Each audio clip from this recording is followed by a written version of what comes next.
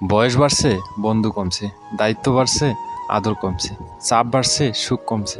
হ্যাঁ, এটাই জীবন। বিশ্বাস করো আর নাই করো, এটাই সত্য। যাদের জন্য তুমি দিনের পর দিন স্যাক্রিফাইস করবে, একদিন তারাই তোমাকে অপমান করবে, তোমার অবদান কি ভুলে যাবে।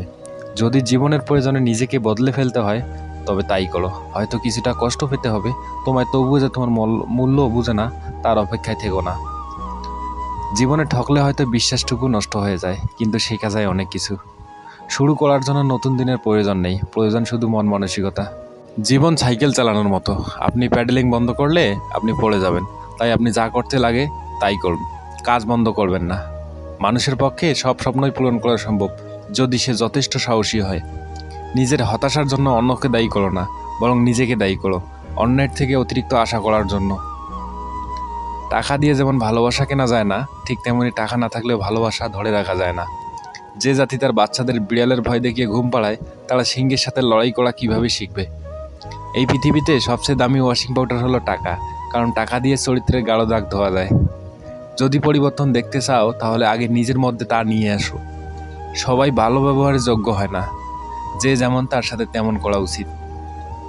এটা অসভ্যতা নয়, অপ্রয়োজনীয়তা। জীবনটা এক যুদ্ধক্ষেত্র, লড়াই উতরাই আসবেই। সব কিছু পেরিয়ে গেলে তবেই তো জিত আসবে। সম্মান জিনিসটা অনেকটা আয়নার মতো, আপনি যতটুকু দিবেন ঠিক ততটুকু পাবেন। জীবনের অহংকার করো না, একবার কবরস্থানে ঘুরে আসো, সেখানে তোমার চেয়ে জ্ঞানী ও ধনী সুন্দর মানুষগুলো কিভাবে মাটির নিচে শুয়ে আছে। মনে রাখবেন, জীবনে জয়ী হন, কিন্তু কাউকে ঠগিয়ে নয়। সুখী হন, তবে কিন্তু কাউকে কষ্ট দিয়ে নয়। জীবনে হাসুন, কিন্তু কাউকে কাঁদিয়ে নয়। জীবনে বড় হন, কিন্তু কাউকে ছোট করে নয়। খালি পকেট তোমাকে জীবনের হাজারো শিক্ষা দিবে, আর ভরা পকেট তোমার জীবনকে নষ্ট করার হাজারো পথ প্রদর্শন করবেন।